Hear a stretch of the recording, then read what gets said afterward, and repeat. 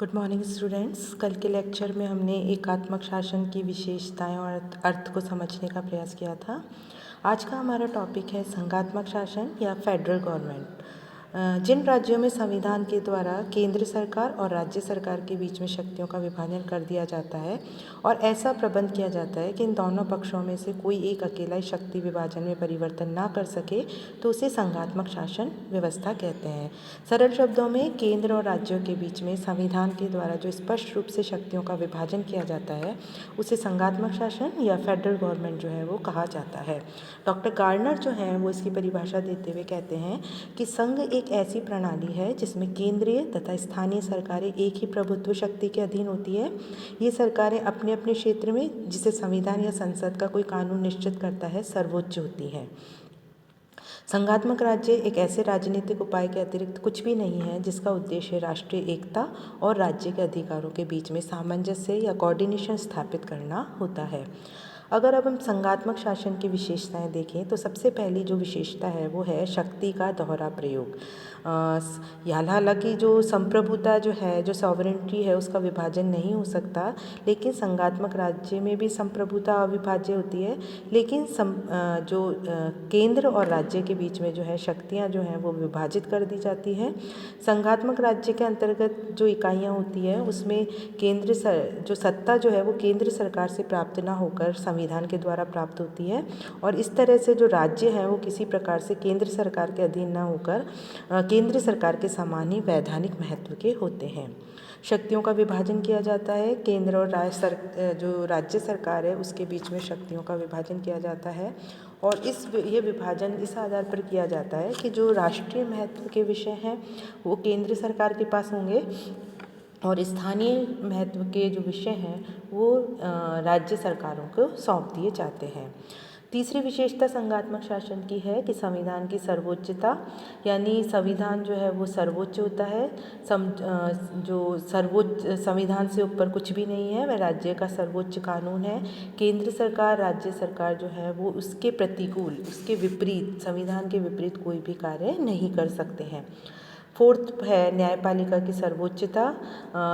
सभी जो संघ राज्य होते हैं उसमें एक सर्वोच्च न्यायालय की व्यवस्था की जाती है जिसका कार्य संविधान की व्याख्या और रक्षा करना होता है, और सर्वोच्च न्यायालय केंद्रीय सरकार, प्रांतीय सरकार या सरकार के किसी अंग द्वारा संविधान के प्रतिकूल किए गए कार्यों को अवैधानिक जो है वो घोषित कर सकता है। केंद्र और जो राज्य सरकार है इनमें किसी भी तरह की अगर कॉन्फ्लिक्ट होता है, विवाद होता है, तो सर्वोच्च न्यायालय जो है वो इसका हल करता है। संघात्मक शासन व्यवस्था की एक और विशेषता है कि इसमें दोहरी नागरिकता पाई जाती है, डुअल सिटीजनशिप होती है। एक व्यक्ति केंद्रीय सरकार और प्रांतीय सरकार जिसमें वह रहता है, इन दोनों का नागरिक होता है, दोनों के प्रति अपनी भक्ति रखता है। लेकिन ये दोहरी नागरिकता जो है ये संघ राज्यों का आवश्यक तत्व नहीं है। भारतीय संविधान में भी एक संघ की स्थापना है, लेकिन यहाँ पे दोहरी नागरिकता को ना अपनाकर इकहरी या सिंगल सिटीजनशिप को अपनाया गया है। अगर हम संघात्मक शासन व्यवस्था के गुण या मेरिट्स को देखें तो सबसे पहले जो उसकी गुण है, उसके जो लाभ हैं वो है कि राष्ट्रीय एकता और स्थानीय स्वशासन में सामंजस्य। संघीय सरकार में केंद्र सरकार और राज्य सरकार के बीच शक्ति का विभाजन कर दिया जाता है। राष्ट्रीय महत्व के विषय केंद्र को और स्थानीय महत्व के विषय राज्यों सरकारों को दे दिए जाते हैं। तो इस प्रकार से दोनों के अपने अपने क्षेत्र होते हैं। इससे दोनों के बीच में कोऑर्डिनेशन बना रहता है, जिससे राष्ट्रीय एकता और स्थानीय स्वशासन में सामंजस्य बना रहता है।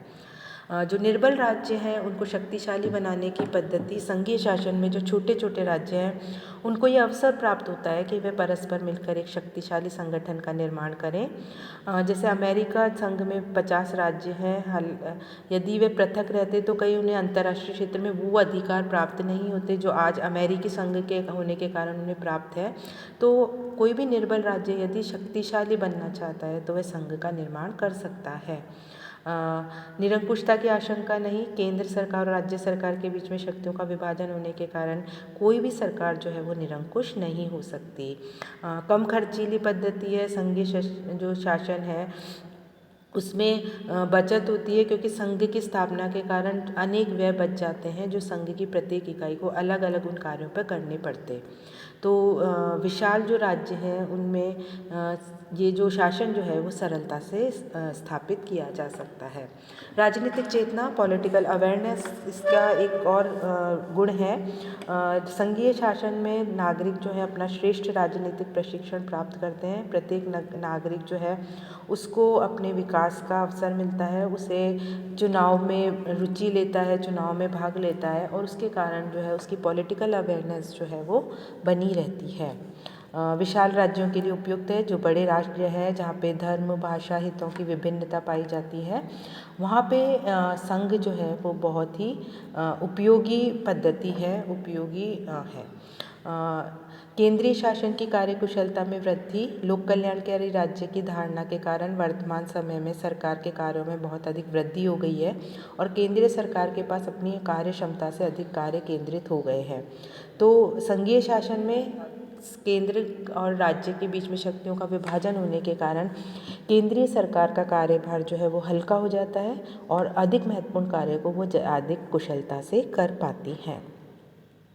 अब अगर हम संघीय शासन व्यवस्था के दोष देखें तो सबसे पहला जो इसमें है वो है कि आंतरिक प्रशासन संबंधी निर्बलता, क्योंकि केंद्र और राज्य में शक्तियों का विभाजन होता है तो अनावश्यक जो है दोहरा प्रशासन होने के कारण अनावश्यक देरी होती है और संकटकाल परिस्थितियों में यह देरी जो है वो दुर्बलता का कारण बनती है। अंतर्राष्ट्रीय क्षेत्र में भी निर्बलता होती है।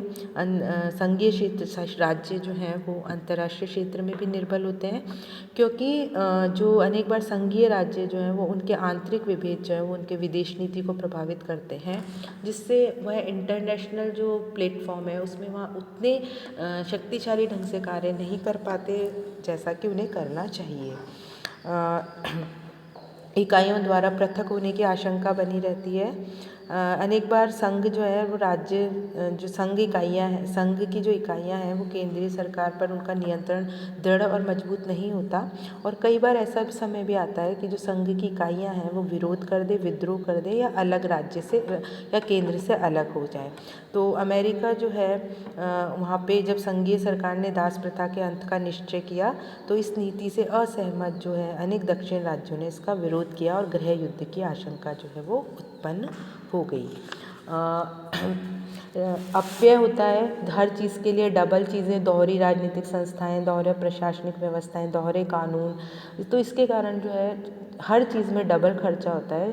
तो एकात्मक शासन की तुलना में ये ज़्यादा खर्चीली है। उत्तरदायित्व की अनिश्चितता, यानी केंद्र और राज्य के बीच में शक्तियों का स्पष्ट रूप से विभाजन कर दिया जाता है तो जो रिस्पॉन्सिबिलिटी जो है उसको लेकर अनिश्चितता बनी रहती है। कोई भी यदि प्रशासनिक त्रुटि होती है, कोई भी एडमिनिस्ट्रेटिव प्रॉब्लम आती है तो केंद्र सरकार प्रांत सरकार पे और प्रांत सरकार जो है वो केंद्र सरकार को उत्तरदायी ठहराती है। ऐसी स्थिति में उत्तरदायित्व जो है उसको निश्चित करना जो है वो बहुत अधिक कठिन हो जाता है।